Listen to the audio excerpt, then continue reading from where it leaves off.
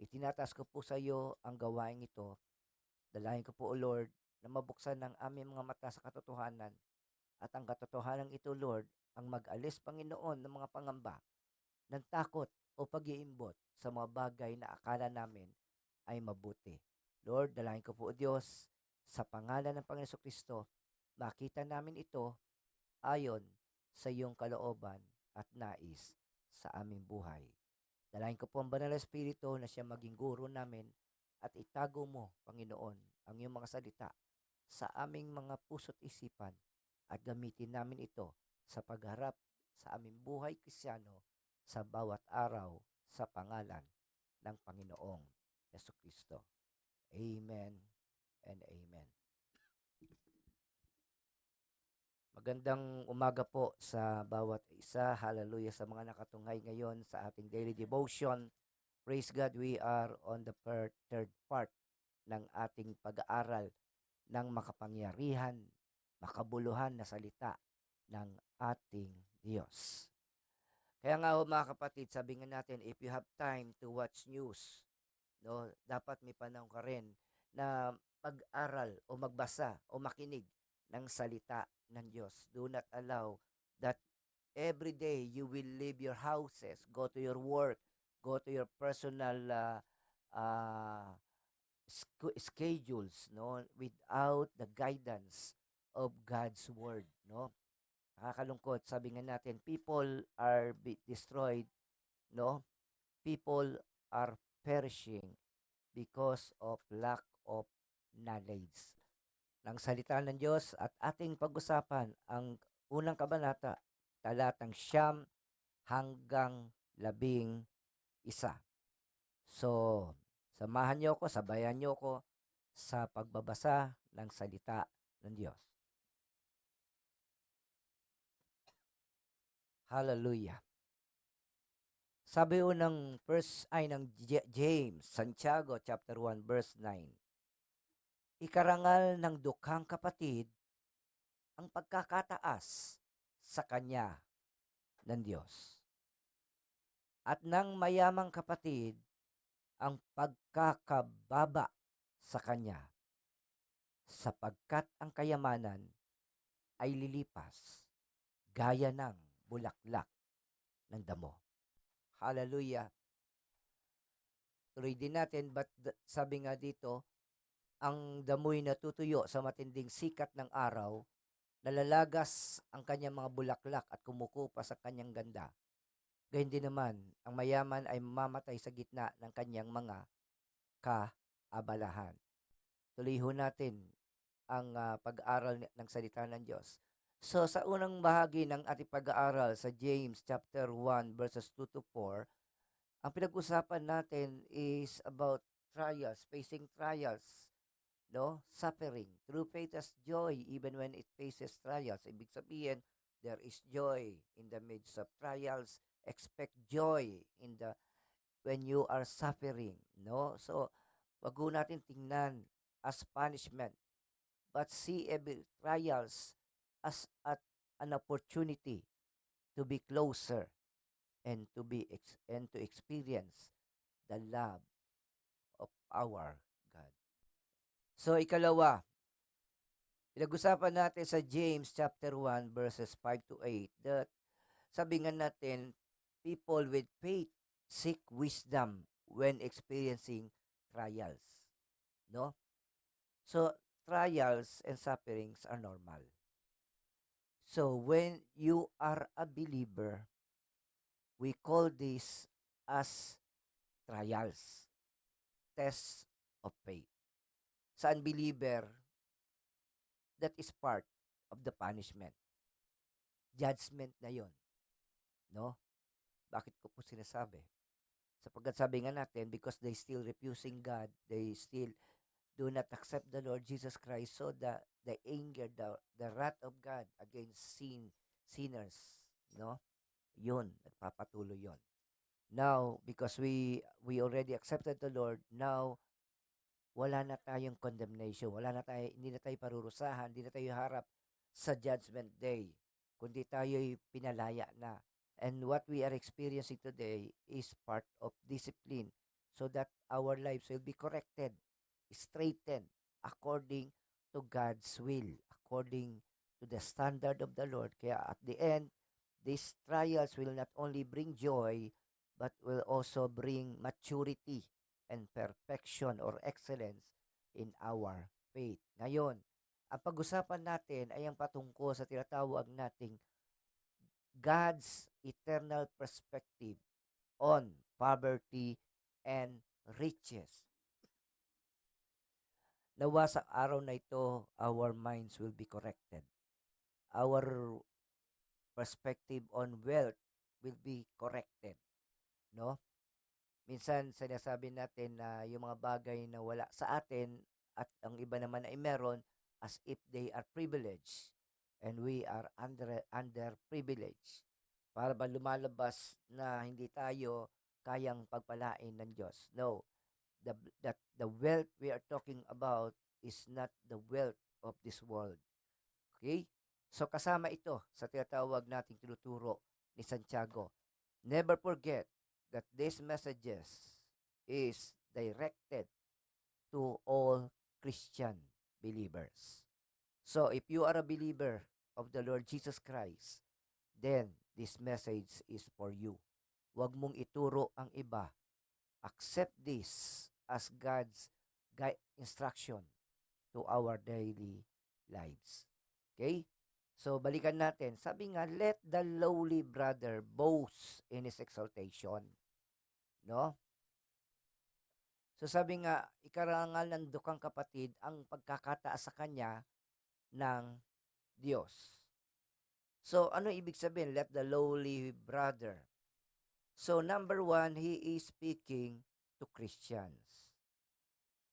Sabi nga dito, pero mga kapatid, sino ba itong mga Kristiyanong ito na tinutukoy niya dito na lowly brother? So ito po yung tinatawag nating mga tao na walang pinagmamalaking kayamanan sa mundong ito. So ito po yung mga mahihirap. But it doesn't mean na ang pagiging mahirap ay isang bagay na hindi mabuti o maganda. Sabi nga natin, the highest status in terms of living in the world, ang tunay na pinakamataas na estado ng ating buhay ay ang tayo ay may pananalig at relasyon sa Diyos. We may be poor in material things in this world, but we are rich in the kingdom of God because of our relationship to the Lord. Kapatid, hindi masama ang mahirap kung si Kristo ang iyong Panginoon. Amen? So, sabi nga natin, ibig ba sabihin nito, tanggapin natin na maging mahirap tayo, manatili tayong mahirap? No. Walang issue dito ang kayamanan. But in this situation, na pag tayo dumarating sa trials, kahit sa ating personal life, iniisip natin kung may pera tayo sana. Kung meron tayong sapat na salapi, kayamanan, para magkaroon ng maayos na pang-araw-araw na pamumuhay ang pamilya, na tunay nga komportable ang kanilang pang-araw-araw, nakukuha nila ang gusto nila. So, brothers and sisters, that is the perspective of the world. But sana, sabi nga natin, there is danger sa tinatawag nating worldly wealth. May blessing, no? Hindi masama ang maging mahirap, hindi rin masama ang maging mayaman. At hindi ibig sabihin na ikay mahirap ay hindi ka pinagpala. Okay? Don't worry, if you don't have a lot of riches, be proud of who you are in Jesus Christ. No? Number one, natutukoy dito, the poor believer must glory in his eternal riches in Christ. Ibig sabihin, magpasalamat tayo at magparangal sa Diyos sa biyaya ng walang hanggang kayamanan kay Kristo Jesus. No? So, mga kapatid, today, don't worry. No? If you don't have a lot of riches, be proud of who you are in Jesus. Ulitin ko, don't worry if you don't have a lot of riches. Jesus is more than enough. Hallelujah. Kaya nga, sabi nga natin, kinakausap niya ang mga kapatid na Kristiyano. At ito yung tinutukoy natin mga mahirap. Wealth is a blessing. No?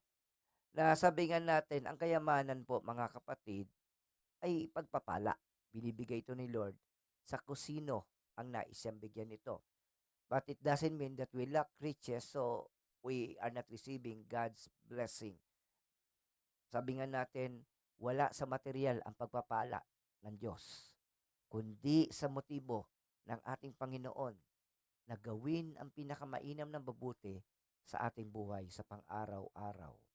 Hallelujah. Tuloy natin. So, the poor Christians. So, mga kapatid, unang-una, ang banal na kasulatan ay bukas patungkol sa mga mahihirap.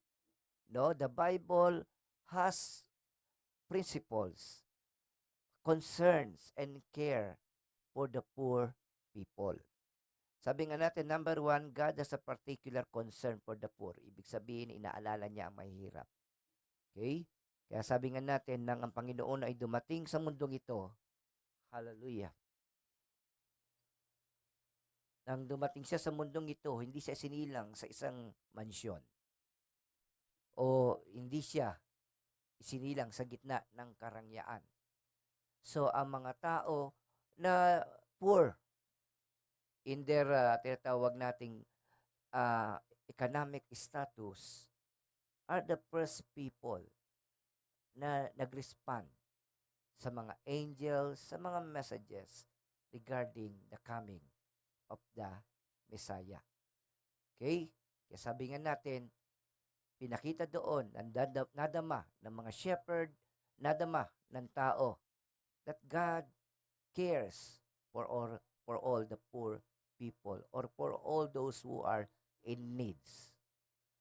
2, God has this concern for the poor. So, nakikita ito, dapat makita rin ito sa mga mananampalataya. Ibig sabihin, if God care for the poor, so we as believers also must care for the poor people. No, kaya lang problema natin dito, we always see ourselves as poor. Tayo yung in need, tayo may kailangan ng ayuda lagi. No? So sabi nga natin kapatid, if that is your perspective, baka ma-miss mo yung blessing na tinanggap mo. Na tunay nga, in spite that we are poor, we are healthier compared to the rich people. So kung titingnan nyo lang sa tamang pananaw, mas mapalad ang ating kalagayan kumpara sa mayayaman. Okay. The Old Testament sometimes associates the poor with humble and righteous. So, ibig sabihin, in the Old Testament, karaniwan na ang isang taong mapagpakumbaba, isang taong matuwid ay pinagpapala. No? At ang tinatawag natin minsan, ang masama ay nagiging mapamalabis. No? At sabi nga natin, nagiging powerful economically, pero poor spiritually. Okay? So sabi nga natin, there is more danger to the rich people. Mas maraming temptation na sila ay mapalayo o hindi mapalapit sa ating Diyos. Sabi nga ho ng Psalm 68 verse 5, God cares for the fatherless and the protector of widow. So ano ibig sabihin dito? Yung mga fatherless, yung mga orphan, at yung mga widow, yung mga byuda, these are the poorest in the Bible times. Ito yung mga tao na talagang walang kakayahan na umangat. Okay? So, very important po ito mga kapatid. So, hindi lamang ito yung walang provision sa bawat araw, walang trabaho. Talagang sila po ay walang kakayahan to provide for themselves. Kaya nga sabi nga, the Lord care for these people. Next. Deuteronomy 18. Iginagawad niya ang katarungan sa mga ulila at balo. Nilulukoban niya ng pagmamahal ang mga taga-ibang bayan at binibigyan ng kanilang pangangailangan. So, same thing that God is showing His concern, His care to the poor or needy people. Okay? Siyempre, sabi nga natin, patungkol naman sa mga mayayaman, okay? But righteous, no? So, tanda sana natin dito, hindi sinisisi ni Pablo na ikaw ay mahirap, na ikaw ay mayaman. Hindi niya sinasabi masama ang maging mahirap o masama ang maging mayaman.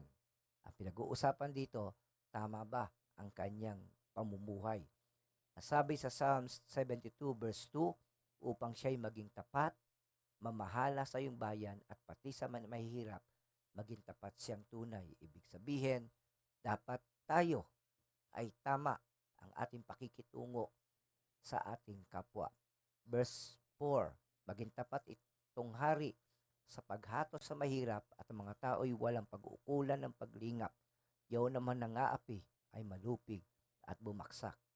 Ito naman ang sinasabi patungkol sa government. Next, sabi din ng Luke 6:20, tumingin si Jesus sa mga alagad at kanyang sinabi, mapalad kayong mga duka sapagkat ang Diyos ang maghahari sa inyo. Okay? So, praise God for that. No?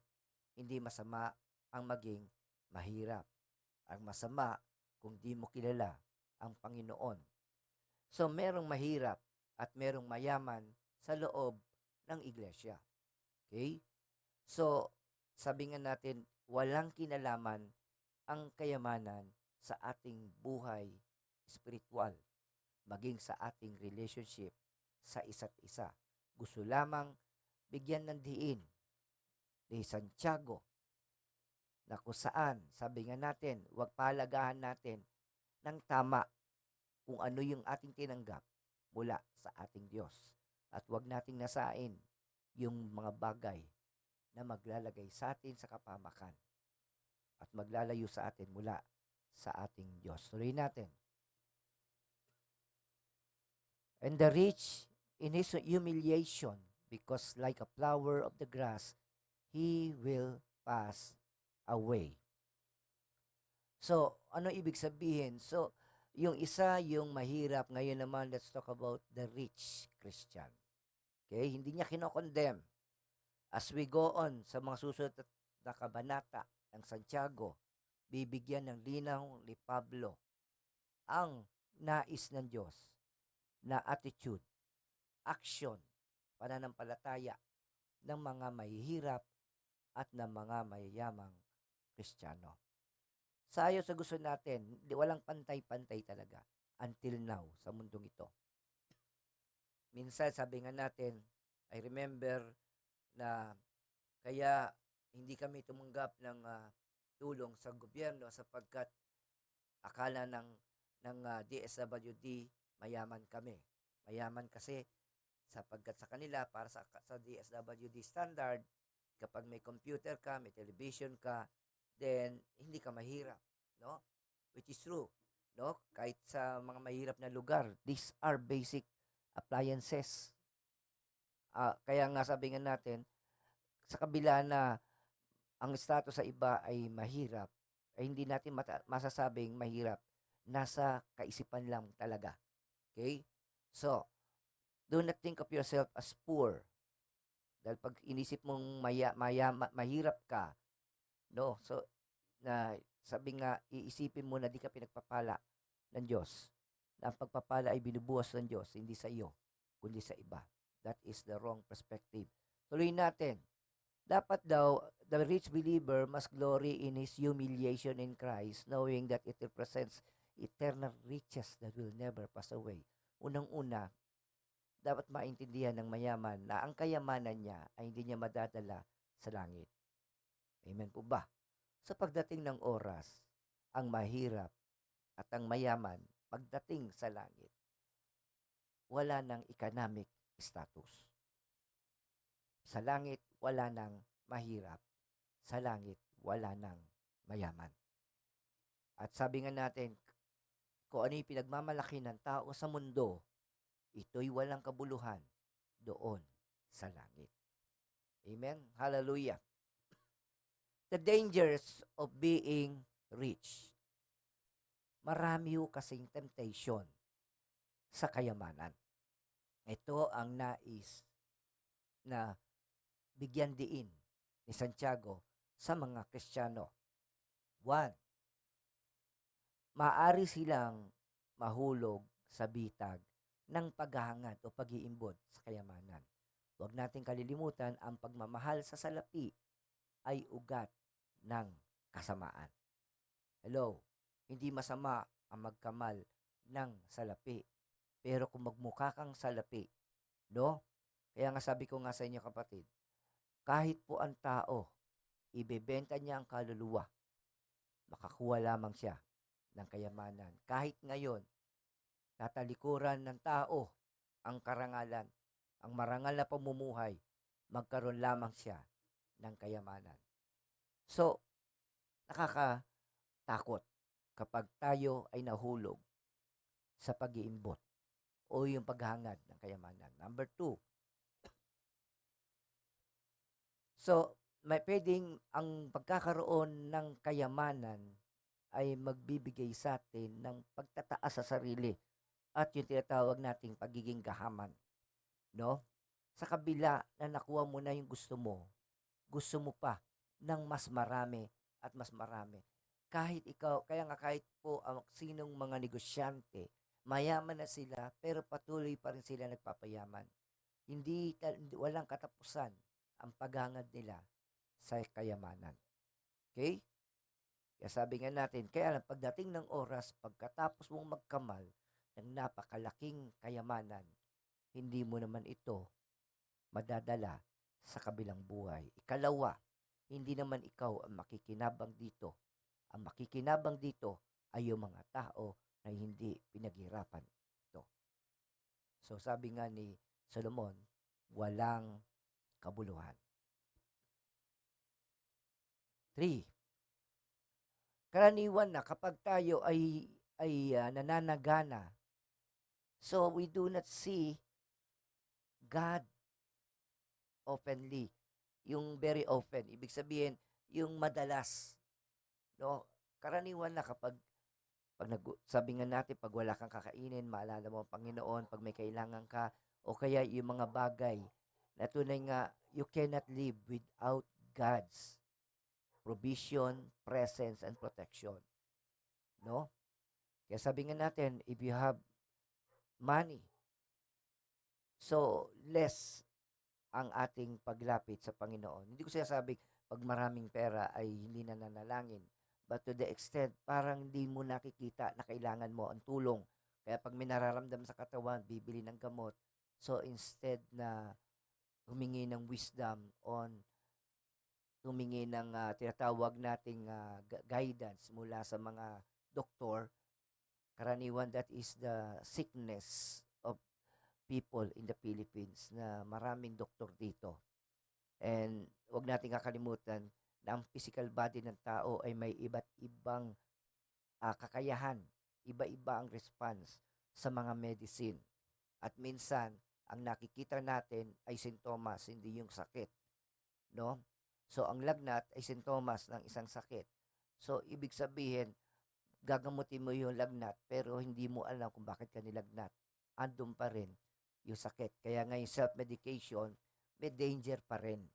Sinabi ng kapitbahay mo, eto, gagaling ka sa gamot na ito, try mo, pero magkaiba yung katawan nyo, iba yung needs. Maaari effective sa kanya, it doesn't mean pwede sa'yo. We still need the guidance, the help of doctors. Okay? So, dahil dito, kung tayo ay may pera, so sabi, pag may sakit, pumunta sa doktor, bumili ng gamot, everything. No? Hindi ka lalapit hanggat dumating sa punto na wala ka nang magawa. 4. Sabi nga, life seems good. They ignore the obvious fact that riches are of no value in the inevitable day of death. As if nasasatisfy na sila sa kanilang kayamanan, pero sabi nga natin, maybe they are rich in material things here on earth. Pero pagdating nila sa heaven, baka naman sila ay mahirap. Mga kapatid, ang Lord ay may isang way, isang paraan upang sabi nga natin, maproteksyonan ang kayamanan na galing sa Kanya. Okay? Unang-una, ang kayamanan sa mundo, pag tinago mo sa mga bangko, ay may tendency manakaw. Samantalang ang kayamanan, pag tinago mo sa langit, walang magnanakaw. So it will stay there. Kaya nga sabi nga natin, Christian believers, sabi nga, we deposit our treasures in heaven. Kaya pagdating mo doon, if you are a faithful follower of Jesus Christ, then you will have your riches in heaven. Amen po ba? Kaya mag-ipon tayo ng kayamanan, hindi sa mundong ito, kundi doon sa kalangitan. Purihin ang Panginoon. Hallelujah. Palakpakan natin ang ating Diyos na buhay. Hallelujah.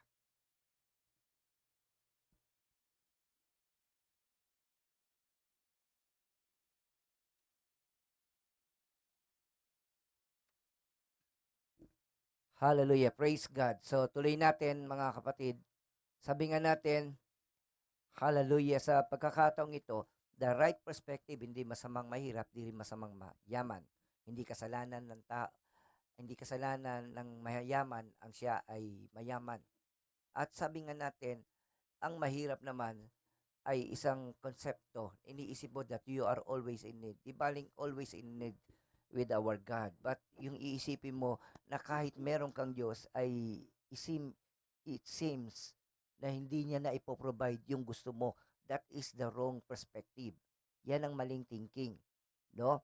Mga kapatid, maybe we lack material things, but we are rich with our relationship with our Lord Jesus. Amen po ba? Makbuti na tayo ay nasa Panginoon kesa naman tayo ay nasa sanlibutan. Aanin mo ang kayamanan ng sanlibutan kung ang kapalit naman nito ay ano? Ang kaligtasan mo. So sabi nga natin, isa ring katotohanan na ang kayamanan ay hindi mo pwedeng dalhin sa langit. Ang yaman sa mundo ay may iwan at may iwan sa mundong ito. Sabi nga ni Haring Solomon, pinaghirapan mo ng buong buhay mo, pero pagdating ng panahon, hindi mo mai-enjoy iyon. Iba ang makikinabang sa pinaghirapan mong kayamanan. Okay? Mga kapatid, sa pagkakataong ito, sabi nga ng Luke 6:24, no? Aba ninyong mayaman ngayon, sapagkat nagtamasa na kayo ng kaginhawaan. Ibig sabihin, hindi po hindi po ibig sabihin that all rich people are being condemned here. Ang pinag-uusapan dito mga kapatid, maybe these people are rich in material o yung tinatawag nating treasures on earth. Pero mahirap sila sa spiritual treasure. Anong ibig sabihin nun? Sa paggawa ng kalooban ng ating Diyos. Kaya nga mga kapatid, pag sinabi mo sa isang kapatid na nagugutom at walang tahanan at pinahayo mo siya, pinagpala mo siya without helping him. So, hindi yan faith, hindi yan gawain ng mananampalataya. Dapat ang pananampalataya ay hindi lang sa salita, kundi sa gawa. Mga kapatid, hallelujah, we are receiving treasures not to keep for ourselves, but to use these treasures to fulfill God's purpose in our lives. Kung paano nga na ang pagtatrabaho ay ay meron tayong lahat ng kaya tayo meron trabaho so that we will be sustained in our daily needs at kasama na dito ang pagtulong sa kapwa, no? Sa paggawa ng kalooban ng Diyos. So kapatid, hallelujah. Excuse me po. So ibig sabihin nito, kapatid, hallelujah. Kung ikaw nga ay mayaman at ang yaman mo naman ay hindi mo ginagamit to glorify God at ipakita ang concern ng Panginoon sa ating mga kapatid na nangangailangan. Katulad na lang na ating kapatid na ang magaluhan na family sa Siargao, no? Tayo po'y nananawagan sa mga kapatid. Hallelujah. Let us all take part. No, ipakita natin ang pagmamahal natin sa ating kapatid. Naging bahagi siya ng ministeryo natin. Nagbibigay siya sa misyon, tumutulong siya sa mga pangangailangan ng church. So sabi nga natin, now is a time for the church to support her. Hindi natin susuportahan kasi miyembro, kundi susuportahan natin dahil kapatid natin. So brothers and sisters, wag mong hayaan na ang message sa ito, no? We know so many people right now are experiencing yung tinatawag nating pain of losing everything they had dahil sa nagdaan na bagyo. So wag ho tayo lamang sa prayer, pero hindi sana tayo sa gawa. Hallelujah. Tuloy natin.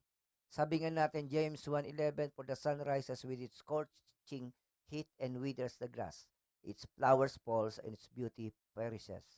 So also will the rich man fade away in the midst of his pursuit.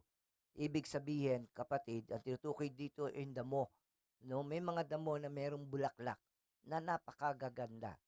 Pero sabi nga natin, in spite of its beauty, pag ito ay nasikatan at nainitan, itong magagandang bulaklak na ito sa parang ay natutuyo, namamatay.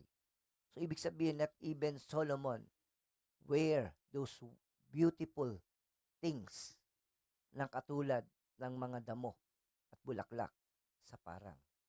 Hindi yan, in spite of his, excuse me po, sa kabila ng karunungan ni King Solomon, hindi niya na-experience sa magsuot ng mga bagay na yon. Hallelujah. So praise God, hallelujah for this thing. Sabi nga, ganun daw po ang kayamanan. No?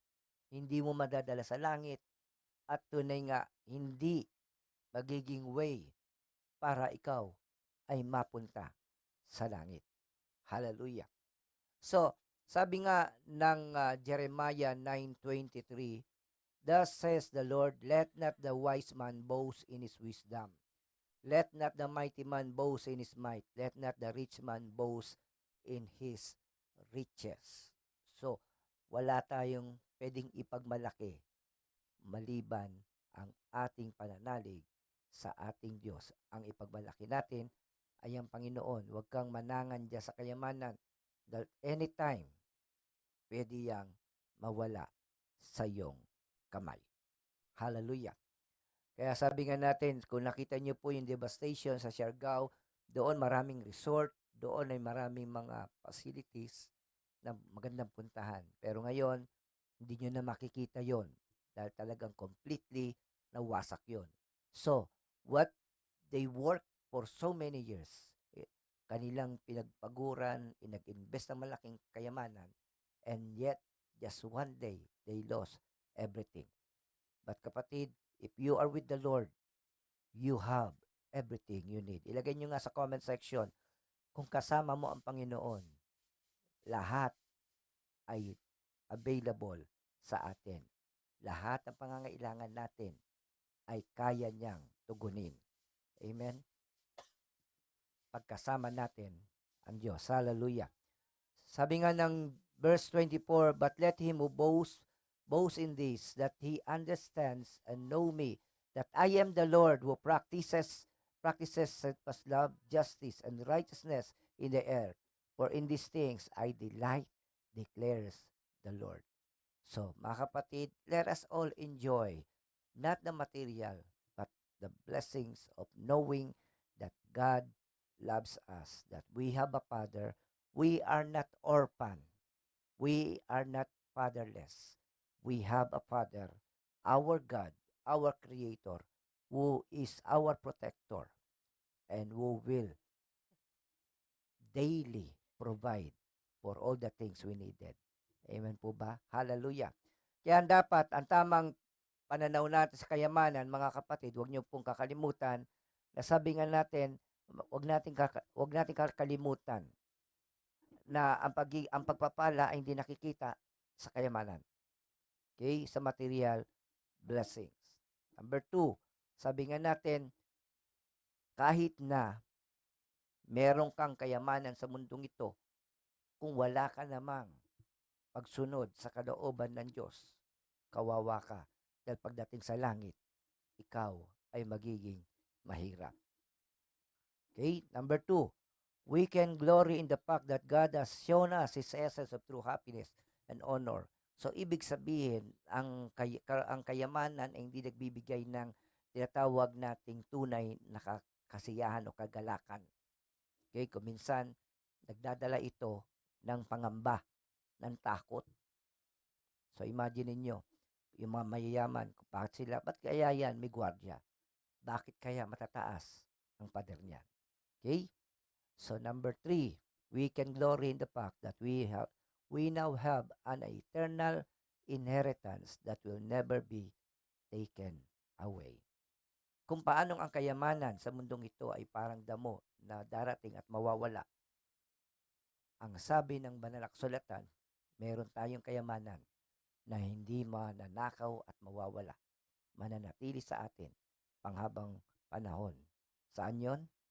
Sa kanyang kaharian. Purihin ang ating Diyos na buhay. Hallelujah. Kaya brothers and sisters, kung ikaw ngayon ay hindi mayaman, huwag ka na malungkot. May Kristo ka naman.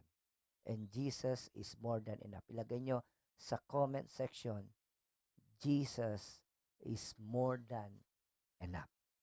Higit siya sa lahat ng ating pangangailangan. Mga kapatid, mapalad ka na nakilala mo si Lord sa economic status mo ngayon. May time kang dumalo sa gawain. May time ka na makinig na salita ng Diyos. Meron kang pagkakataon na marinig ito. Kaya kapatid, hallelujah, be thankful for God's provision. Hindi sobra at hindi naman kulang. Okay? Yan o ngayon, kung wala kang magandang sasakyan, maganda naman ang epekto nito sa iyong katawan sa paglalakad. Yan o, kung wala ka namang aircon, alam naman natin ng virus ay mabilis kumalat kapag air condition. So sometimes, yung pagkakaroon ng marami ay nag-aalis sa atin sa focus sa ating pananampalataya. So brothers and sisters, God bless you. At tunay nga, maging mayaman tayo, hindi sa mundong ito, kundi sa kaharian ng ating Diyos na buhay. Magandang umaga, pagpalain tayo ng ating Diyos.